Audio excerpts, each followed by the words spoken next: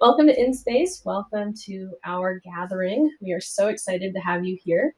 If you haven't had a chance yet, click into the Miro board and let us know where you're joining from today. We have people from all parts, it looks like, even all across the country and internationally today. So welcome, everyone. Before we get started into any of the amazing things that our panelists have to share today, I want to do a couple of housekeeping things to make sure that things are as accessible as possible for us today. So before we go any further, let's talk closed captioning. Let's get this Miro board down. So I'm taking it down in 3, 2, and 1. And we're going to take a quick look at closed captioning. If you need to enable it, it is on the right side of your screen. Okay, go ahead and duck down to the bottom for everybody if you don't mind. All right. Closed captioning is enabled by the individual InSpace participant. You can click on CC there, and your individual closed captions will activate. So go ahead and do that right now if that's something that you'd like to use today. Next up, if you are engaging in the chat today, that's another click over. The dialogue icon there indicates where the chat is. We love engaging in the chat. Justin's up at the top right of the screen today. Wave, Justin. Hey. All right. The questioner role there is something I'll explain a little bit more in a moment, but Justin works for InSpace. He's hanging out there today to elevate your questions from the chat and make sure that our panelists don't miss them. So if you've got things to say and you're comfortable in the chat, please, by all means, drop your questions there. Now, if you'd like to nudge Justin out of his questioner seat, you can also do that. All right, ask a question button, that lets you actually ask a question out loud. If you click it, you'll be cued to turn on your camera and your microphone, and you're able to actually ask a question out loud to the panelists. So if you are so inspired, you can go ahead and do that. So at any point today, jump in, interact. We are educators. We're ready for questions, okay? All the time. So do not be shy about asking. Yes, please kick me out of my seat. I'm just here to elevate the chat questions, but I'd love to see some more folks up on this podium today. So please don't be shy. Yeah, absolutely. Thank you, Justin. All right, so welcome everybody. This is Join the Circle. It's first in a series, and we have 3 wonderful and amazing panelists with us. Go ahead and take your places here, and we'll do some quick introductions. The series is specifically designed to bring educators together from all corners of the education space. This very first month, as I'm sure you've heard, is all about building connections. So we're getting started here with how do we bring people together in virtual space? And here we are. These 3 experts are from all different parts of education. As you'll find out today, they've got a lot to share and a ton of experience. I myself, my name's Audrey Dietz. I taught for 8 years before I joined InSpace, both virtually and in a building. I just love talking with these 3 educators. We've had a lot of fun prepping for this. I hope that comes through today for you. Some other people who are here today who've helped make this possible in addition to the rest of the InSpace team. We've got Anna Bohonek. She is our marketing development director. She's actually going to be sketchnoting today. She's an artist in addition to doing our marketing and development. You'll see that published afterwards. It's really building on our love for visuals with InSpace, dual coding, and trying to put things into words and pictures so that we really can make a lot more meaning out of what's just being said and put into verbals in the classroom. So we're trying to put that into action at every step of the way. So look for that afterwards in addition to the recording of this session. And then, of course, we've got our wonderful CEO, Noreen. You might have seen her already in the chat.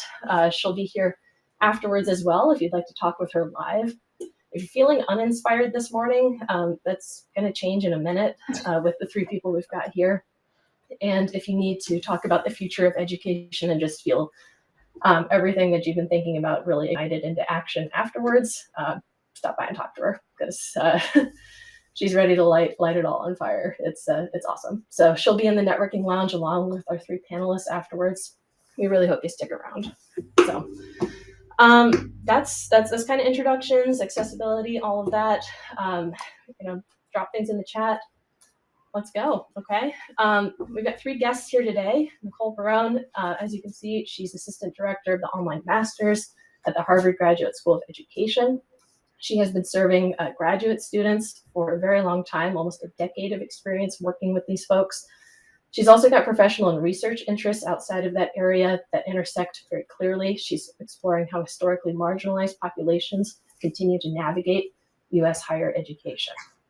And at Edison, works at Salem Keizer Public School District. She made the transition into education from the business world. And she has this very challenging role of working with teachers crosswalking instructional strategies from the classroom into virtual and figuring out how to translate ed tech into ways that work for student populations in this new setting. They just recently opened up a new program for virtual students. She's going to talk today about how she's making that work. And then Christy Knott has been a credentialed teacher for 20 years. She has experience at the high school level. She taught health for 15 years and then helped start a charter high school. And she's embraced instructional technology all along the way. Today, she's at Notre de Namur University. She works with credential candidates there. She teaches health and technology classes and supervises the single subject student teachers. So lots of different variety of experience here. So I'm going to stop talking. It's time. It's your turn.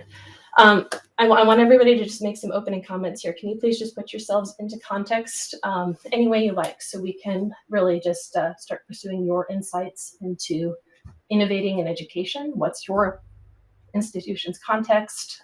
Who do you serve? What types of spaces are you trying to create in the online world?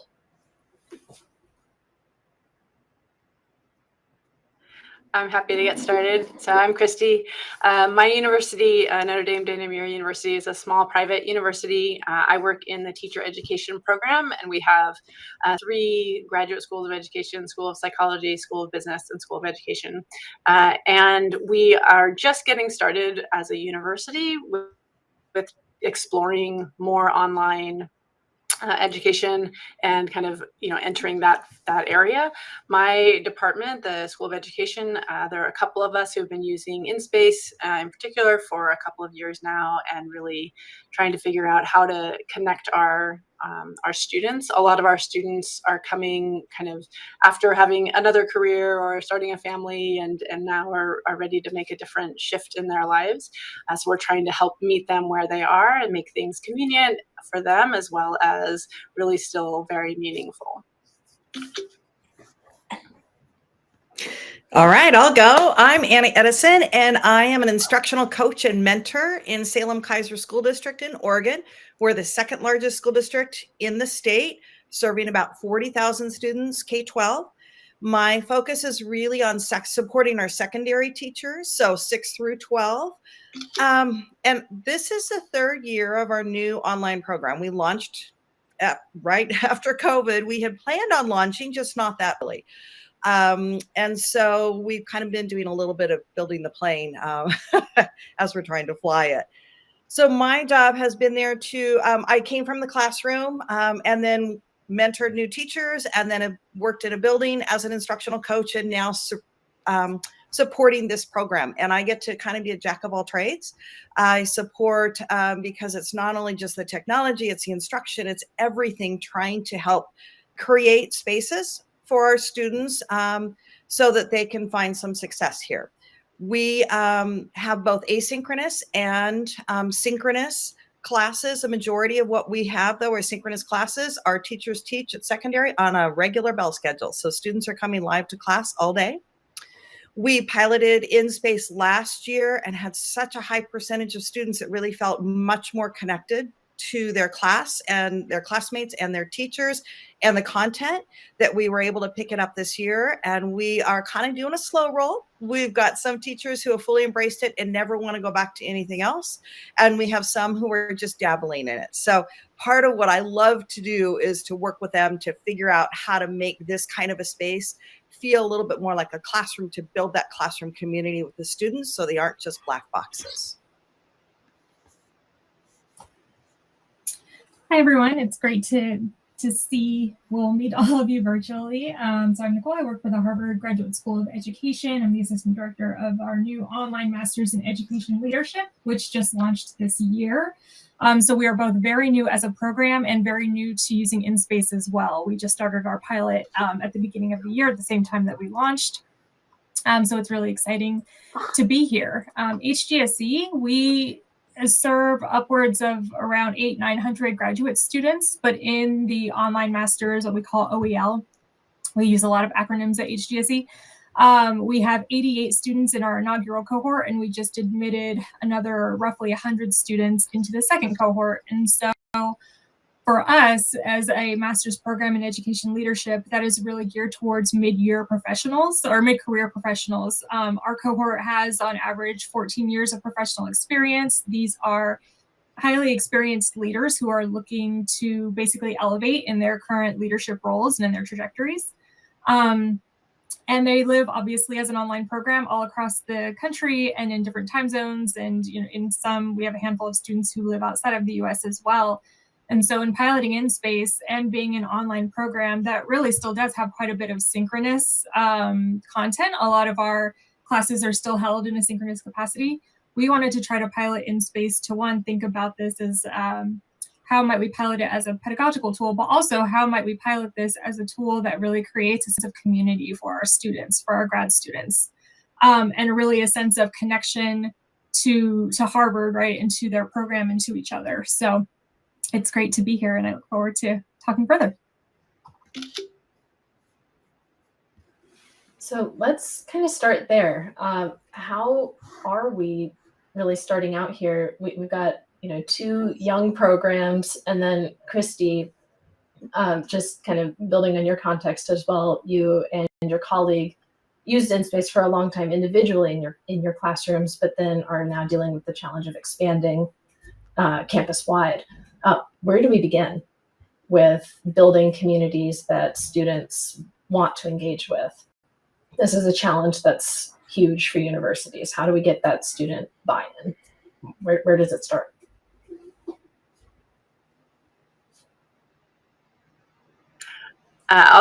I'll just say for my classes, so I've been using this with my health class for my teacher credential candidates, just having them be able to show up in a space that looks different. So Audrey, can I share my slide just to get a sense of that? Okay, so I'll just show you what, when they actually come into my classroom, what it might look like for them. And this will take just a second.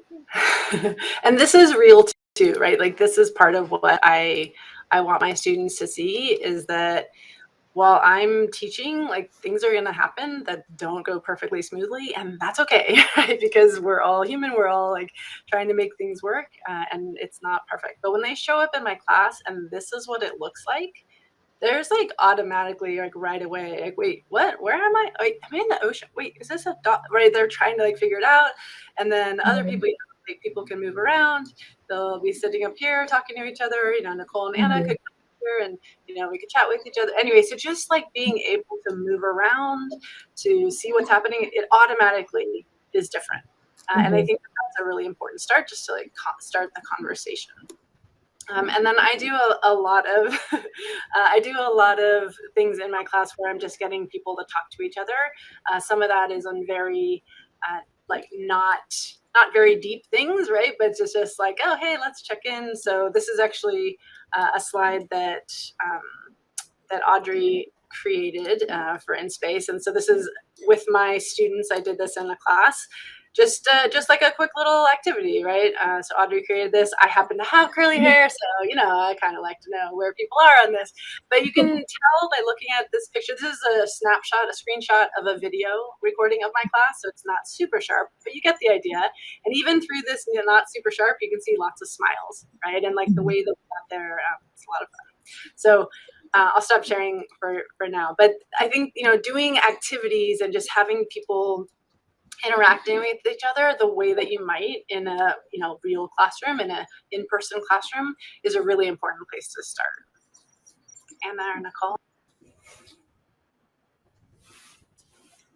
I would agree with that. I would say when we first, started with InSpace, we started with really low stakes activities. And I would say, at least for HGSE and where we are in our pilot phase now, we use InSpace a lot for community building, right? And so we tried to replicate to some degree that, as much as you can in a kind of virtual platform, really low stakes activities, fun things. We have kind of student socials in the beginning and had really leveraged a lot of the breakout spaces and our abilities to leverage those space for different activities, different kind of student personalities, different interests. And I think that was one way, I think both for students to become a little bit more comfortable with the platform, but then also to be able to see how they can use it in different ways, kind of independently of the program. Because again, these are all graduate students.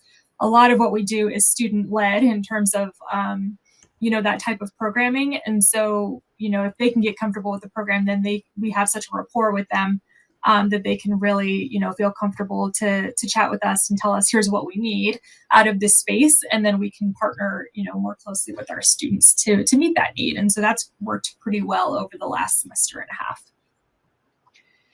And we look a little different because we're obviously K-12, and we may have 30 to 40 plus students in a class coming in. So some of our teachers have found, for example, great success in using the breakout rooms and building almost like a seating chart within the breakout room. So I've got one that's got all different kinds of chairs on carpet. So they go into their assigned seat so the teacher can take attendance, but she or he will have some kind of a prompt up on the board for the students to discuss. So they're in a breakout room, in a small group within the walls. So it's just those 4, 5, 6 students who are in there talking about that one thing. They're starting to build that community with one another.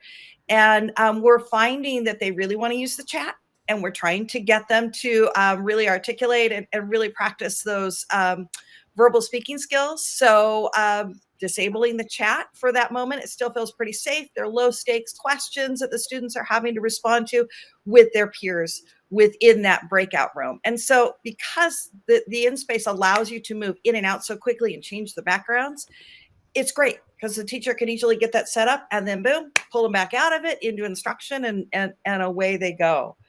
We also use clubs. We have what's called homework help. Those are actually being used in InSpace as well. So trying to design some kind of outside communities, outside of the classroom communities for our students to be able to come and engage in either the content and learning or just the option to have some social time with their peers.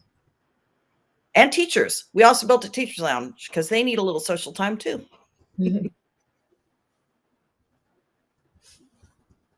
I'll just piggyback on something Anna said around the ease of switching from different backgrounds or different spaces.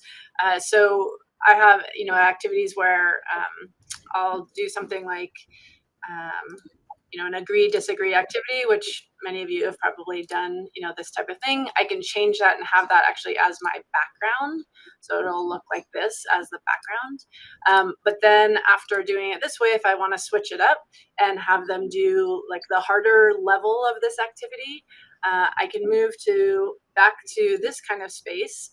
We're now on level 3 of this activity. And this time I put them into breakout rooms and I tell them what their belief is.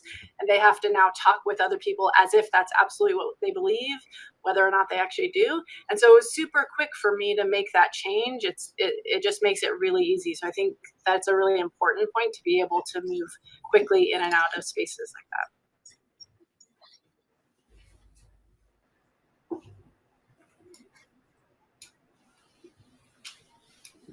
So thinking about you're intentionally building spaces here, what have been some unintentional or unexpected ways that students have made the spaces work for them, or used the spaces that you've created in ways that you didn't expect, or maybe given you feedback that you didn't expect, and then you've had to build on it? I can start briefly. So a lot, for our program, our students are in 2 different pathways. And so they take kind of courses together as a pathway. And then there's other courses in the program that they take with a full cohort. And one of the courses that they're all in together right now is finance for nonprofit leaders, right? Many of them were like, I haven't done math in ages, there's a lot of anxiety, right, that has kind of bubbled up for this group around that class in particular. And so they started kind of organizing on Slack, and they were like, we need a study group, let's, get together. And so I think about 20 of them created this study group. And so within InSpace, I created a kind of persistent study room for them to be able to go into when they need to meet and to kind of discuss whatever it is that they're discussing, whether that's content, course content, or presentations, whatever it is that they're working on. And so I think that that's been nice. And I feel like as a program, we've really leveraged the breakout spaces and the fact that they can be persistent content. So I have another study space, and this is where some of the integrations, right, with InSpace come into play, and they're really useful, especially the YouTube integration. So I have a persistent study space that plays ambient study music, just for students to be able to go in. And we really try to replicate, if a student was going to the library or a coffee shop or something like that, right, where there's, music and students who just want some background noise, but they want to be able to be around other people, that space kind of serves that function for them. And so I think that that's been useful. I think students have requested, can we upload this playlist, for us? And so I'm really happy to accommodate, those requests. And so I think for this group, the study spaces and just being able to leverage the breakout rooms has been really vital for them. Mm-hmm.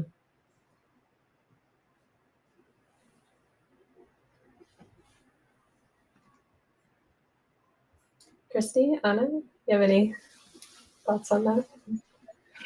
I mean, I'm primarily using it right now for my own classes, but we actually are working with Audrey as sort of the coordinator to try to get more faculty using InSpace. And so we can have, through Canvas, have our course set up in there.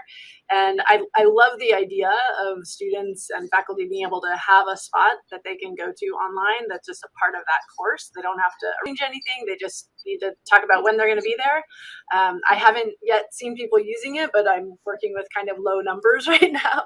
But I like the fact that it exists and it's possible and it's open 24/7 is amazing. Mm-hmm. And we don't have those spaces. That's intentional at the K-12, and that's just from a supervision and whatnot. But it's just utilizing when they're in class. We especially the breakout rooms, we definitely leverage those to the point that we can create small spaces. So for a teacher support room, for example, so once they release them to do independent work, they can just slide on over and meet with the teacher. Our counselors are able to come in, and the teacher can very quickly get a breakout room set up so that the counselor can pull a kid in. And they can even lock the room. That's a great feature now, so others don't come in, so they can have that private conversation as needed. So that's something that we're evolving is we're like, well, this is really a need. And so we're trying to figure out how to make that work. We are really leveraging the breakout rooms with instruction too. So I think about like our stations, like a science teacher who's got different stations set up in each room, and the kids are able to move through them. So we are working on empowering our students where they are in their learning and what their needs are, and getting some self-selection and some choice in doing that as well. So it looks different for us because we've chosen not to have the study rooms. But that's, again, because of the age of the students that we're dealing with. Mm-hmm. Mm-hmm.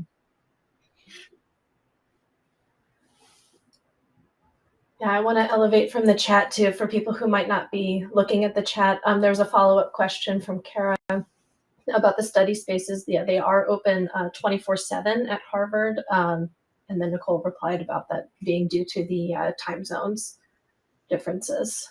So great follow-up question there. I want to kind of turn the questions here as well to questions of access and equity in the spaces. There's a lot of talk about support services, student services, wraparound services, dropping in versus pushing out, going on these days. And How does that conversation fit in with what you've observed with the actual behavior of students and their ability to be involved and actively involved and feeling invited in and a part of the active community, not the passive community of the classrooms and the communities and the gatherings that you are facilitating in your institutions? What does equity and accessibility look like for you right now in these spaces? And what have you observed from students from different marginalized and historically underserved populations? For us, we're finding they like it more. We're finding that they can hide a little bit less.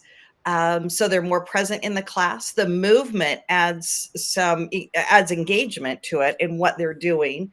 It's allowed us to do some things like the structured roles. Let me see if I can, I've got it up. Let me see if I can do that screen share really quick.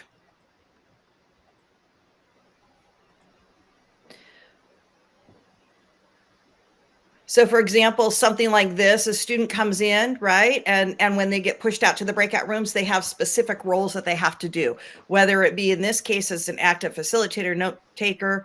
It also can be an academic role as well. So for example, it can move, let me see, there we go. So that you've got different roles in the activity. Doing this kind of a thing has helped our students, that all students are able to participate. Again, they can't hide, they engage, they really have an opportunity to be a part of what's happening in the classroom as well. We're finding that the other thing is the students, because they can put avatars on, they may not want their camera on, but they love to put avatars on. And so that gives them a little bit of an opportunity for personality as well. And so that's something that's been really a positive for our students. And I think adding to that, the breakout rooms themselves, just being able to very quickly get into small groups. So in my physical classroom, when I was at the high school level, I had students sitting in groups. There was a group of 4, and certainly they could hear other people, but they could have a fairly private conversation with that small group. And the breakout rooms, are basically the same, except even better, because it's like very private, like really no one else can hear unless they come into the room, and it's obvious if they come into the room, right? And as a teacher, I love that I can pop into a room just like real subtly, like they can see that I'm there, but I don't interrupt them. It's not like launching into the room and suddenly I'm front and center and they're like, it doesn't feel like that at all.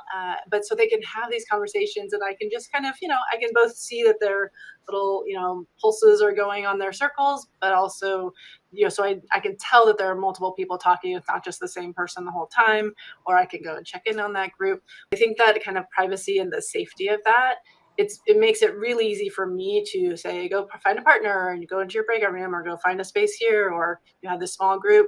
And then I feel very comfortable, coming when they come back, being able to say, okay, I need to hear from, the number 1 in each group, or from, one person in each group, and make sure that I'm hearing from a lot of people. So I think in terms of the access and equity, that's definitely an important piece of it.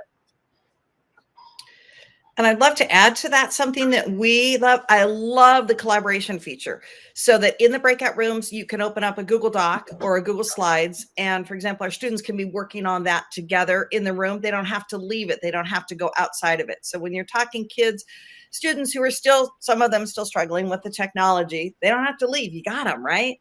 But they get to collaborate and they get to have a voice. So we're working with different things. For example, this breakout room, they're putting all their comments in red. This breakout room is in blue. We're utilizing that. And then everybody can see what's happening. So you can see the big picture, but you also get to collaborate with that smaller group so that your voice can be heard and your thinking can be more visible. That's what we're really working towards, is helping them to make that thinking visible. And the breakout rooms and the collaboration, love that. Yeah, I would say it looks potentially a little bit different.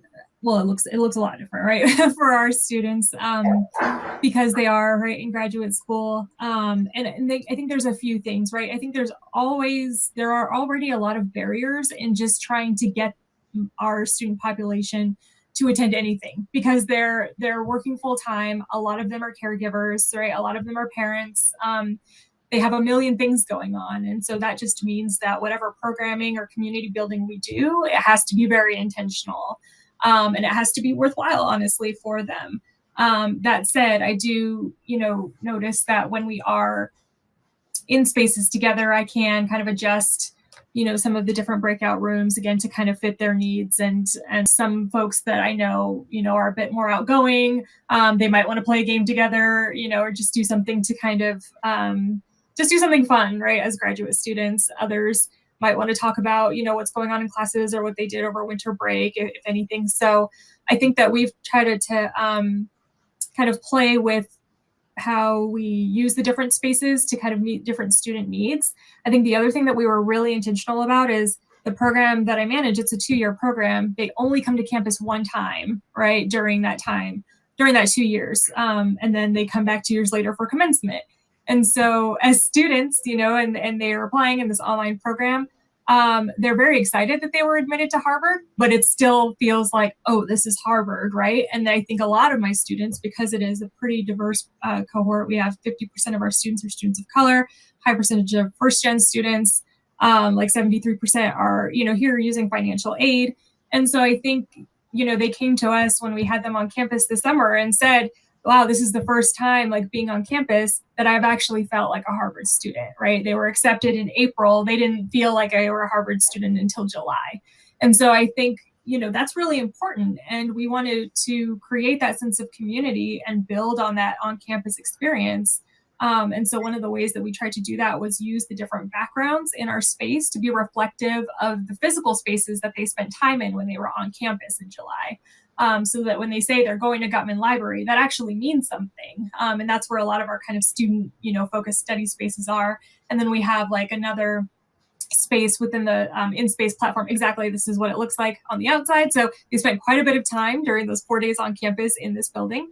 There was another space where they did the more kind of academic content, another building. And so we have that as like our classroom space, right, online. And so we wanted to kind of continue, and then this is Longfellow Hall, where this kind of School of Ed administrative offices are.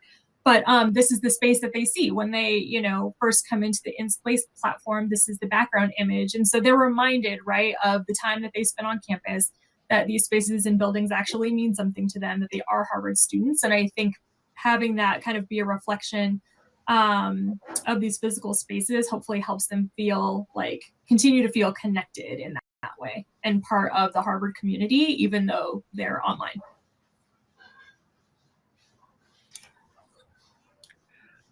One of the things that I appreciate, this is just about online learning and having that option, is that we recently had an issue on campus where I was going to need to not be on campus, even though I had planned to with my students. And so we had to switch to doing it online. I was like, well, that's okay. It's InSpace. Like we still get to do like all the same activities. Like, yeah, we're not going to be physically there, but otherwise, like, it's okay. And actually the student who can't come because of this medical thing that came up, I can record the session. And then, oh my gosh, this is actually great, right? So just having the flexibility and the options. And I think that that's an important piece of the equity for all of our students who, when they do have something come up, a medical situation, a family, whatever emergency, that they can actually still engage somehow in that, even if it's simply by watching the video after, but being able to still kind of see what that looked and felt like, even if they weren't able to be there. I also want to add to that, for us, social emotional learning, our students have really varied needs right now. They're coming into us. Some of them are choosing the virtual program because they have super high anxiety and they're struggling being in a building. Some of them, they're getting bullied in buildings. Some have health issues. So they're all students within our district, but they're coming here, and we're trying to build this community from across multiple schools and acknowledging where they are, not only with their social emotional needs, but the teachers have really done a good job trying to figure out, okay, how can we acknowledge where they're at? And one of the things, this is a novel platform. And I know Audrey and I have talked about this a lot. You get a 6th grader in here and this is what they're going to do, right? Okay, so we got to let them do it. they kept writing on the whiteboard, and the teacher's like, well, hold on just a minute, right? Are you in a classroom? Do you walk up in front of class and when the teacher's teaching and write on the whiteboard? And I'm like, no. So what we did with that class is we had the teacher, she chose 2 minutes, and she said, you get 2 minutes to draw on the whiteboard. So the kids took the pens and they were just scribbling. And she gave a 30-second notice. She said, all right, 30 seconds left. And one of the kids goes, phew, I am exhausted from this. And we just were laughing. The other thing is acknowledging, again, their kind of need to not just be always in the learning. And so sometimes at the end of class, I'll share really quick our racetrack. This is one of our teachers. This is one that they use, and it's a hoot to watch the kids, and they love it so much that it becomes kind of this carrot for them. At the end of class is they get to go run around the racetrack, and she's even embedded racetrack noises. So she actually, oh, there we go. I can stop sharing now. Thank you. I had to put it full screen. I'm sorry. Yeah. Well, and we've got embedded racetrack noises. So yes, this is chaotic. If you're a visual person, man, this is chaotic. You might have to just kind of look away. But the students are really responding to this kind of an opportunity, right? And then they're setting up these little mini races. Ooh, I'm gonna go, do this little loop with you, and let's see who's faster. And once we really recognized that we needed to meet this need and acknowledged it and gave them an opportunity to do it, the curiosity, they got to figure it out. They got to play with it. They were able to kind of move on and either get focused on the learning, or this was a great way for them to leave the class smiling and getting ready to go head into their next class. Yeah. So we're really working on trying to meet kind of that social emotional need as well. Yeah. I love that, Anna. I love that. Like, we get to see, actually, can we have a better sense of what our students are actually experiencing and what they actually need, because they can communicate that in multiple ways. So whether it's that they've turned their camera off, like that's kind of an obvious one, but if they're just getting wiggly, or they keep like wandering over somewhere, like being able to assess that. And one of the things I love about that is, like, I love being a teacher because I had to figure out, like, oh, well, how do I deal with this right now? And I get to do that because it happens, like all sorts of things. I'm like, oh, that's not what I thought was going to happen right now. So, all right, how do I deal with that? And I think because I'm in the teacher education program and I'm teaching teachers, I want to be modeling all of that, right? I want to be able to show them, oh, this is like not what the plan was, but I see that you are still talking. You're really in depth, getting in depth in this conversation. Let's keep going with it, or whatever. Just being able to adjust, I think it's super important, and it's harder to do. It's harder to do online in general, but I think there are a lot of ways that InSpace makes that a little bit easier if you're looking for it and ready for it and open to it, right? And like allowing the students to have some control again, which is something that I think we lost a lot of, and I don't think we realized how important that was. But just for a student to be able to be like, I'm just going to get up and like go to the back and throw something away in the classroom, like they could do that. But now when they're like sitting in front of the screen, like they're like, they're just like going out of their mind. So being able to acknowledge and see what's happening, and even just being able to be like, oh, I can just move myself over here. Like I didn't actually physically stand up, but somehow it just like made it a little bit better for me, Mm-hmm. And walking into the class, one of our social studies teachers, they were analyzing lyrics from Vietnam era songs. So she just found a lounge background, like a 70s lounge background. So instead of just walking in and going, here's this whole analysis project, we're going to be doing this, sounded, some students might think that sounded a little dry. This is what we're doing. She put the lounge on. She had the music. They got to move around. That actually connected them more to not only their classmates, but to the content, to what was happening. And all of a sudden it kind of became, it was more engaging. It was more fun for them to become involved. And they weren't just taking notes, and they weren't just going, here's my analysis of this. Here's part of the lounge. So when she had it set up, they got to move, and they got to go sit on the bank, on the benches there, on the couches with their buddies. And they listened, and then she put them in breakouts, and they got to talk, and it just created this atmosphere. It just felt more welcoming to them. And I can't stress the word connection enough. They were much more connected to the teacher, to their classmates, and the content because of this kind of thing. Mm-hmm. This is what they're looking for. They don't want to just see the slides and, the talking Mhm. heads. Yeah, absolutely. Audrey, could you share the slide that Kelly Vaughn's son made for her? So it's kind of similar just in thinking about how it changes the tone of the classroom, how a background can change that. So we have the Cal TPA is a California Teacher Performance Assessment, which is this like huge document, portfolio type assessment that is daunting and overwhelming for most of our students, and it's something we spend a lot of time on. So Kelly Vaughn made this, or had her son make it actually in Canva, but this background. And so when students, she said when she put this on for students to, kind of, instead of just answering the question, like, how are you doing with your video recording, for them to actually move over to where they were, like, oh, I'm kind of over here, and to see, oh, some people are still over here. Oh, like, actually, we're all over here at the, haven't even started yet. We're like literally in the same boat, but Kelly talked about how much it just changed the tone. It made it like, it's okay. It's like human. Like, you could be at any of these spots. Any of them are okay. We just want to help move you towards this, enjoying the sunset. And how do we get you over here? And then, she also would say, okay, hey, Audrey, it looks like you're over at the sunset piece. Like, maybe you could go check in with Nicole and see if you have any suggestions, or see if you can help her out, right? It's the same, like, Kelly has been asking this question of her students every semester for, a long time, but she said the tone and the way it just changed it so much. So again, it's that connection and feeling like, oh, I'm not the only one dealing with whatever this thing is, right? I'll share just one more. Maybe you can take that down, Audrey, and I'll just share real quick.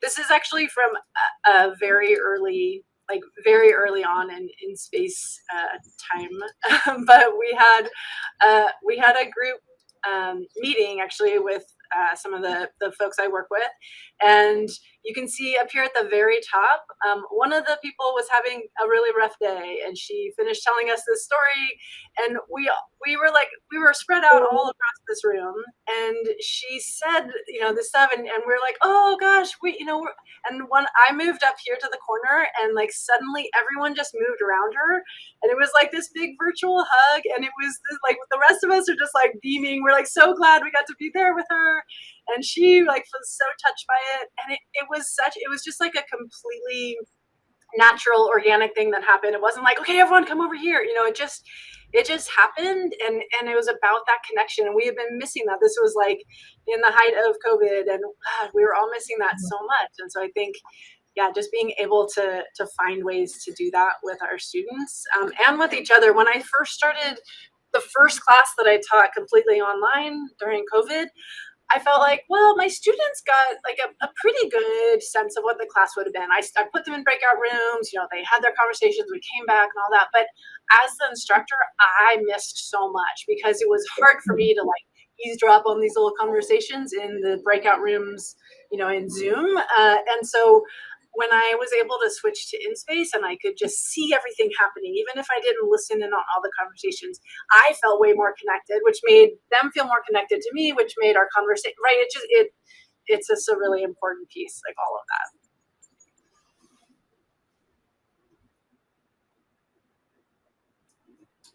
of that. Okay, this will be my last question to you.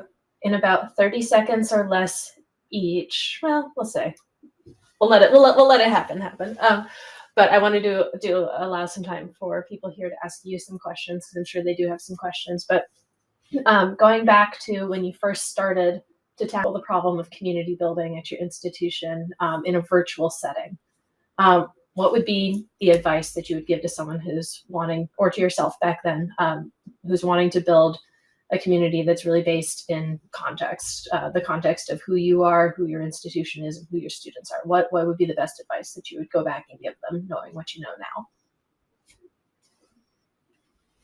just do it, like somehow, like even if it's not going to be the best thing ever, just start with something and then see where that goes and see how that grows and what you need, and then what tools are available. And you talk to another colleague, like, wait, you're using that, I want to use that. Oh wait, we could put these together, right? Just get started. Like, don't let fear of like it might not be the right or the best thing, don't let that stop you. Just go for it. And I'd like to build on that and say, start low stakes. So don't dive right into, man, this is this heavy content question I got to ask, right? But have it be something that's either more personable or fun, but it's just low stakes so that they start to begin build that sense of safety and that sense of belonging, right? Because once they start to feel like they belong to this community, they're going to engage, they're going to connect, they're going to really be a participant, more so than if they're just kind of on the fringes. So low stakes, let them practice the different tools, whatever the tools are, in a fun way, and an engaging way. Still have them talk. We can still have them in small groups and talking. It just doesn't have to be about this big, deep subject right away. I would absolutely agree with both of those points, and I would also add a couple of things. One, don't get discouraged. I think because I work with adult learners that are very used to particular types of platforms and technologies, there is a little bit of a slow, kind of adoption, I think, of InSpace even on the student side. So, but really, I think we only needed one, right? Like one or two kind of student ambassadors who could really kind of bring everyone else in. And so I think that's been really helpful, at least for me, is to have like a couple, one or two kind of student adoptees, right, who can share the message, so to speak, and who can be that liaison between yourselves and the students in terms of how to use, and why they might want to use InSpace over other platforms. So that would be, I think, my piece of advice. Okay, I lied. One more question. What should I have asked you about, or what should I have asked you to share about that maybe I missed? I'll just say that, I think that good teaching is good teaching, and you can have good teaching anywhere, and you can have not so good teaching anywhere also. So it's not about like what platform you're using, but it's about how you're designing your courses and how you're designing for connection and designing for your students and your instructors and your teachers to interact with each other and with the students, and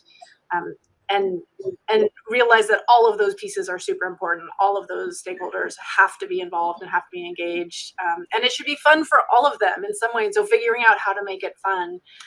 One of our instructors recently who took our little InSpace class, he said, "Oh my gosh, I'm so excited to use this. I've been so bored with teaching this other way." And it's like, well, I wonder if maybe there's some things that he could have changed even there, but yes, there are some even more opportunities and things that he can do with this type of platform. But it really does come down to like good teaching and designing, for your students.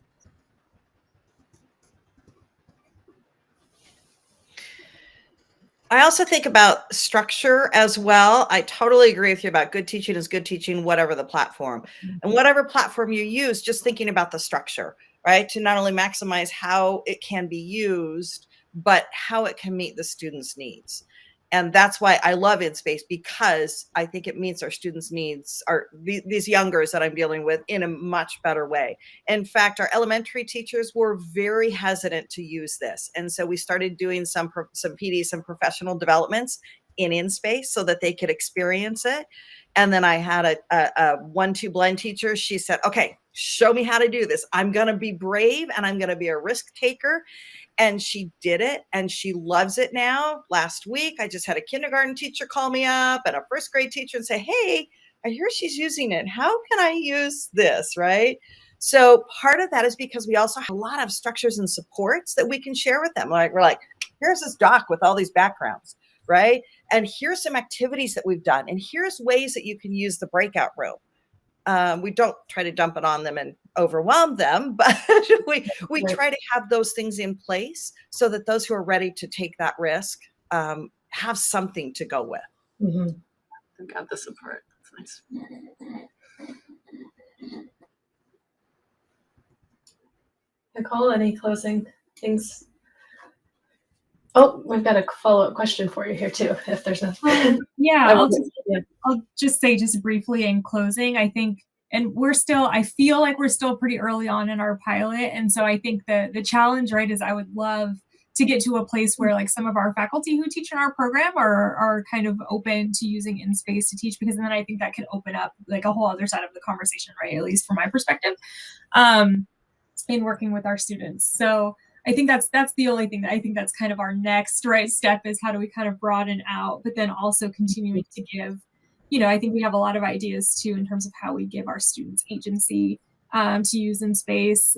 We try to replicate some of the structures that occur already on campus, at least within the program, because the rest of our programs, right, at HGSE are residential. And so there's like a student council, and each program has a student advisory board. And so we're broadening out, right, to be able to use InSpace for some of those types of things as well. So that students can, again, like have that separate space that's also similar, right, to what some of the on-campus students are experiencing.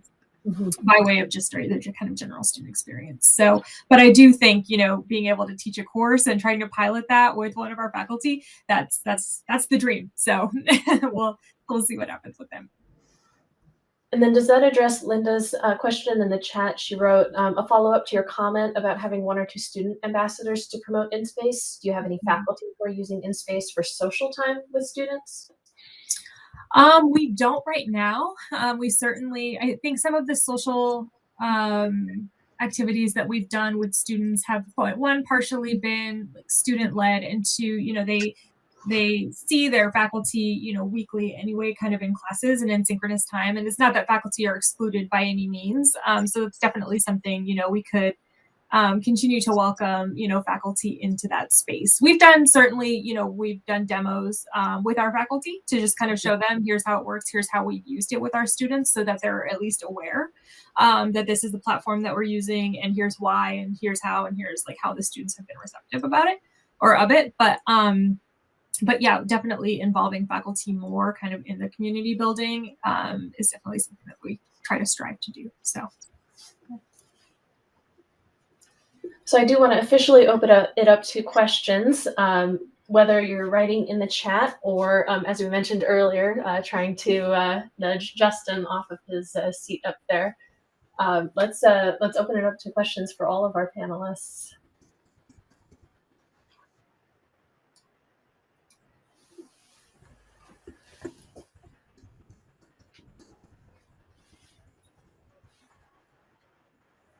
And I should also remind you, the Ask a Question button is up on the top right, if we've forgotten that bit from earlier.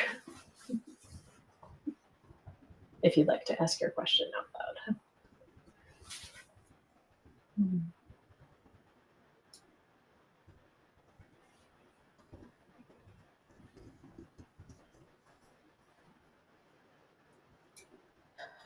That's Nicole.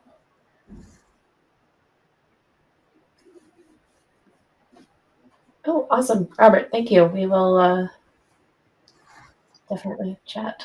There's Nicole. Hi. I just couldn't stay silent any longer. I'm kind of curious, just from this whole post-pandemic perspective. Some folks have been teaching online forever that are joining us today. Some are newer to the game. Some are enjoying this hybrid lifestyle of teaching from home sometimes, teaching on campus.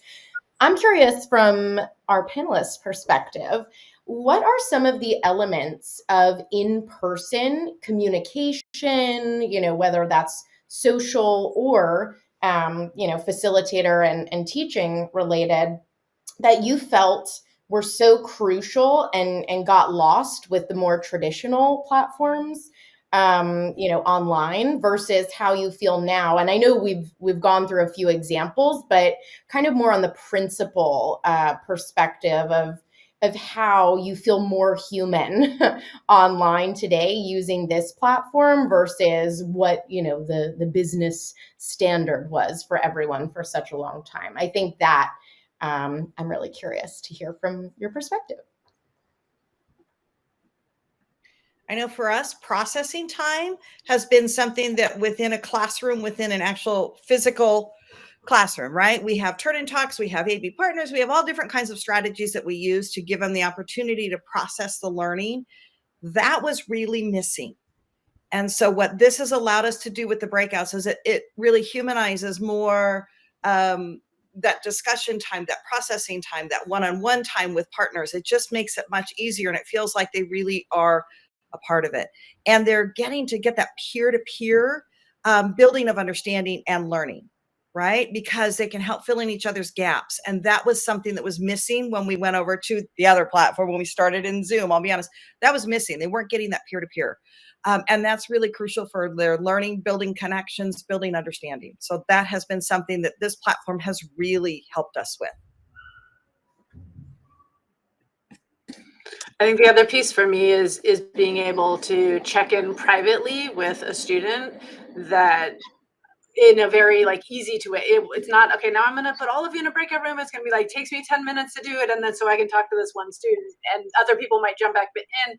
Is a like very safe way for me to just like, I'm going to be over in this room with this person. Everyone else can just do the thing that you're working on.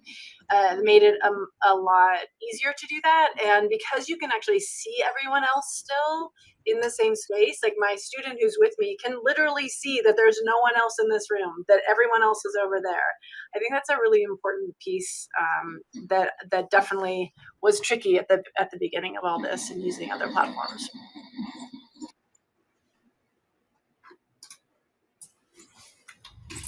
I would say, and this is just for the visual learner in me, but I love that our circles light up when we're talking. And I feel like that's not something, sometimes it's awkward when you're joining other spaces and you feel like you're just kind of jumping into the middle of someone's conversation, right? And then the conversation pauses. And so I think using InSpace kind of allows for a more natural flow, I think, of communication.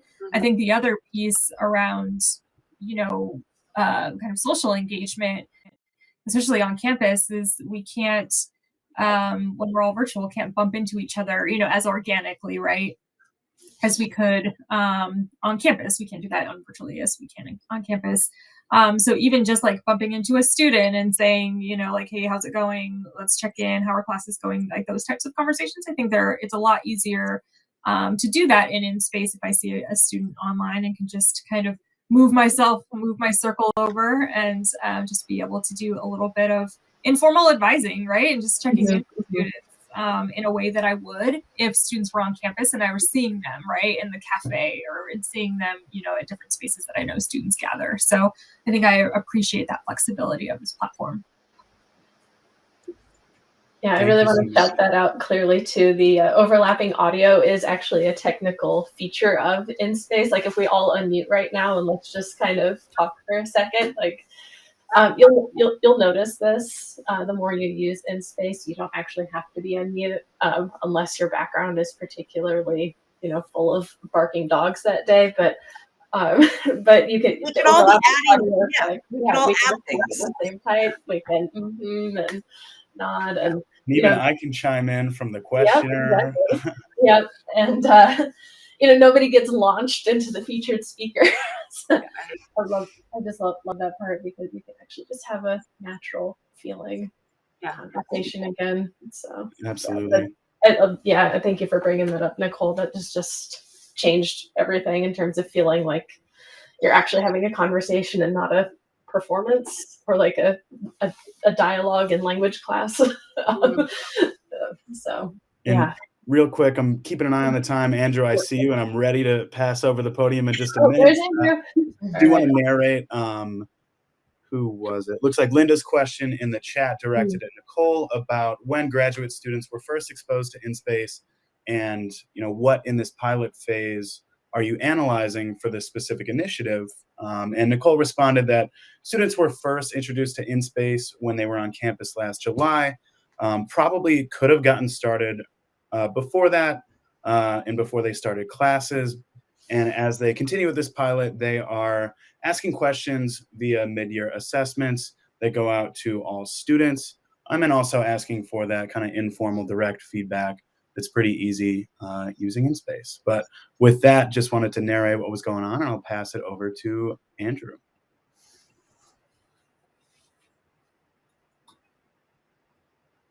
Here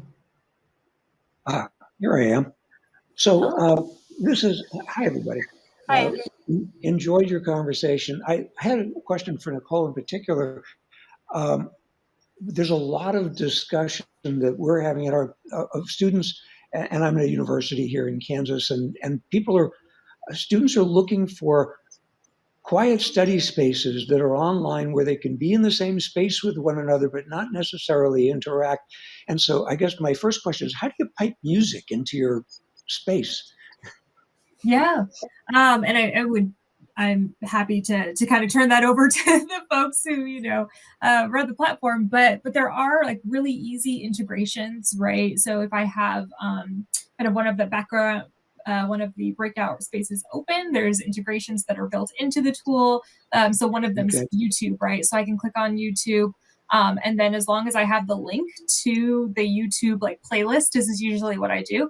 I'll put that into the integration, and then it automatically projects. And the nice thing is that it's persistent. So if I leave the room, if I leave that breakout space, I can see that something is being presented, right? But I can't necessarily see what it is. And then when I go back into the room, then the YouTube video shows up, the audio, begins. And so students can kind of move in, filter in and out as they need to. And I think that's the situation that you described, right, is one that I think we try to anticipate with our students, of just having that space where can I go just to be around students, but I don't necessarily not want to, right, but I don't want to interact with them necessarily, right, or kind of have conversations in that space, but I do want that kind of sense of support, right, or community, knowing that we're all studying together and working on our respective projects.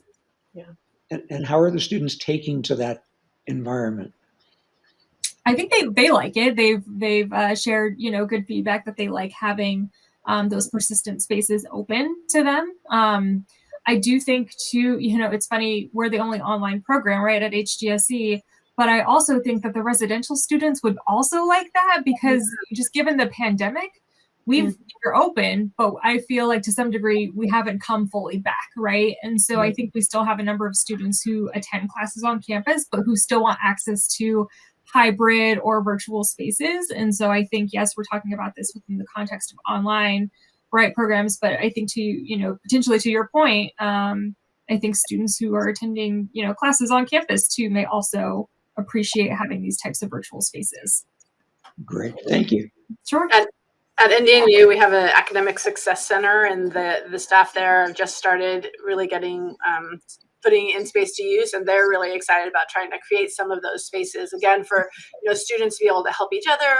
If they all are working on a project, maybe it's not all for the same class, but it's for the same program or something, they can come to a space and just kind of hang out and be together and give each other support and get support from the staff.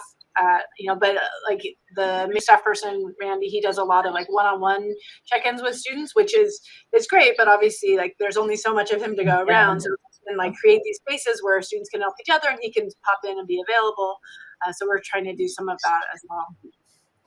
All right. We've done that with our homework help, right? So they come in, the students come in, and there's a math room, there's an English room, there's a social studies room, a science room. And so the students can go into that, and then the adults can come in and out and help. And then others that are in that space, they can help each other out too.